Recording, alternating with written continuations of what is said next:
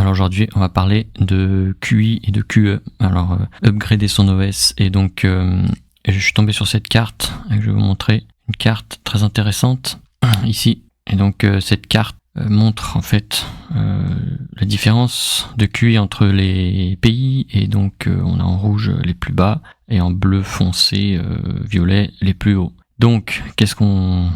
déjà, cette carte, elle va surprendre, elle va en énerver certains, je pense. On peut se demander pourquoi, et parce qu'en fait on refuse d'être différents les uns les autres. Donc on voit qu'il y a des parties qui sont un peu semblables. On voit quand même que au centre, à l'équateur, ça semble être une constante. Ici, alors est-ce que c'est le soleil qui fait ça? J'en sais rien. Mais en fait, on a tendance à se gargariser en fait avec ce QI parce que c'est typique de la société actuelle sur la quantité en fait, et l'école nous force à retenir le plus de choses et l'entreprise, enfin on est des super ordinateurs. En fait, c'est ça que la société valorise. Pourtant, on va voir qu'il n'y a pas que des inconvénients à avoir un QI plutôt bas et il n'y a pas que des avantages à avoir un QI plutôt haut. On va regarder ça. Ici, il y a le QI et ici, il y a le QE en fait. Souvent, ça s'est valorisé, ok, et ça, bon, on n'en parle pas trop, mais c'est surtout ça, plus et moins. Plus et moins, là c'est 0 en fait. C'est une huître, voilà. Alors, l'idéal, c'est d'arriver là, c'est-à-dire ici, c'est QI, c'est quotient émotionnel. Je l'ai pas expliqué, mais c'est émotionnel. Et donc, on peut se demander, avoir un QI, en fait, haut, souvent, en fait, cette partie-là, elle est très difficile à atteindre. Cette partie-là, ici, parce que c'est l'idéal, c'est la personne qui est très très stable, qui arrive à se connecter à ses émotions, et qui a pas trop de peur, justement, parce qu'elle est en contact avec le présent. Et ici, c'est la personne, en fait, les Asiatiques, typiquement. Donc, les Asiatiques, ils sont très dans le mental, excessivement. Et donc, ils ont peur même les uns des autres dans la rue. Ils s'abordent pas trop, en fait. Ils sont pas de manière ils sont pas très extravertis, en fait, on va dire. Ils ont un peu peur de l'inconnu. Ici, on est plutôt dans le contraire. On est quelqu'un qui est très enraciné. Donc, l'Afrique, les gens qui ont ils sont connectés à leur corps, pourrait éventuellement être QC, un quotient corporel, j'en sais rien, mais c'est pas l'indice de masse corporel, mais c'est le quotient corporel, donc quotient de connexion à son propre corps. Et en fait, on voit qu'il y a une grande différence. Je prends l'exemple du Covid. Pendant le Covid, les Asiatiques, ils étaient très, ils faisaient attention, ils avaient très peur. Déjà en temps normal, ils mettaient des masques, etc. Donc on peut voir ça. Et en Europe, donc ici en Europe, les gens, ils faisaient ce qu'on leur disait parce que c'est le gouvernement, mais il y en a, ils s'en foutaient, il y en a d'autres, ils obéissaient. Mais ce qu'on avait surtout observé, c'est que dans les banlieues, où il y a beaucoup de gens de ce continent, donc d'immigration, etc., les gens s'en tapaient. Ils n'avaient pas peur du virus, ils sortaient, ils vivaient normalement. Et il y avait que les bobos à Paris qui mettaient le masque, qui avaient peur, et voilà. Donc ça montre bien cette différence. Et donc c'est une généralité. On n'est pas là pour se taper dessus. C'est vraiment pour montrer en fait cette différence entre les deux.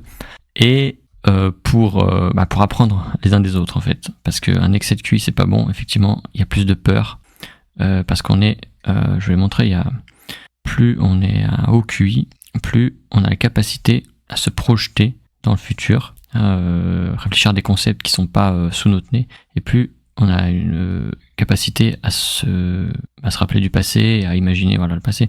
En fait, on est sur cette ligne du temps qui est très mentale, et on a beaucoup d'idées. On peut projeter des concepts et des idées en fait dans le futur. Et c'est pour ça que les Asiatiques sont très forts pour économiser, prévoir, etc. Donc ils travaillent parce qu'en fait leur intelligence, leur QI leur dit que c'est comme ça qu'on va gagner de l'argent en économisant petit à petit, étant un rat, etc. Donc beaucoup d'Asiatiques, moi je les vois, ils ont vraiment, c'est des rats quoi. Ils regardent très très souvent le prix des choses, etc.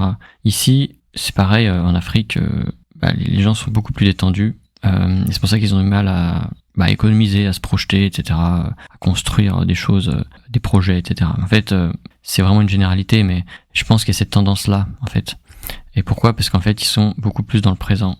Ici, c'est comme ça. Voilà, hop là, beaucoup plus dans le présent, et donc moins de capacité à se projeter, et du coup, plus de ressenti. Donc, ils sont très forts en sport, en chant, tout ce qui est physique, ils sont très forts, et en même temps, ils ont beaucoup plus de confiance en eux, il y a plus de présence. C'est des gens qui sont plus extravertis, ils sont plus confiants, ils sont bien avec leur corps. Alors qu'ici, d'ailleurs ça se voit sur le physique des gens, c'est beaucoup plus développé là. Alors les asiatiques, en général, seins et fesses très plats. Voilà, enfin c'est très évocateur. Voilà. Donc notre objectif, il est d'aller ici, target ici. Et ce qu'il faut faire, c'est vraiment prendre conscience de ces extrêmes, parce que c'est des extrêmes. Et je rappelle qu'en fait, ils n'existent pas. En fait, c'est-à-dire que c'est des concepts. C'est comme le noir et le blanc ou comme l'homme et la femme. C'est des concepts à 100%. C'est très difficile de les voir exister dans la matière. On a toujours une partie féminine, on a toujours une partie masculine, etc. C'est idem. On a toujours une. En fait, là, même si on a 100% QI, on ressent toujours des émotions. Les gens en Asie, même avec un 150, ressentent toujours des émotions. Mais même si ça peut créer de l'autisme, en fait, il y a toujours une partie. Et là, dans le QE, c'est pareil. On peut pas vraiment être 100% émotion. On aura toujours un neurone. En fait, voilà, c'est ça l'idée. Donc, on a tendance toujours à tirer la couverture vers soi. On n'est jamais content. Bah ouais, non, c'est pas vrai. Les Africains, ils ont pas un QI bas. Et en fait, on va se comparer les uns les autres. En fait, il faut vraiment s'inspirer les uns des autres. Je pense que c'est plutôt le plus adapté, plutôt que de regarder nos différences et de s'insulter. Ça n'a aucun sens. Ça n'a aucun sens parce qu'en fait, on a des forces et des faiblesses. C'est comme les personnages d'un jeu vidéo, surtout sur les jeux de combat. Il y a toujours différents personnages. Tel personnage, il ira vite, et l'autre, il frappera fort, etc. Donc c'est un peu ça, et comprendre ses limites. Mais voilà, notre objectif, bien sûr, il est sur cette target-là.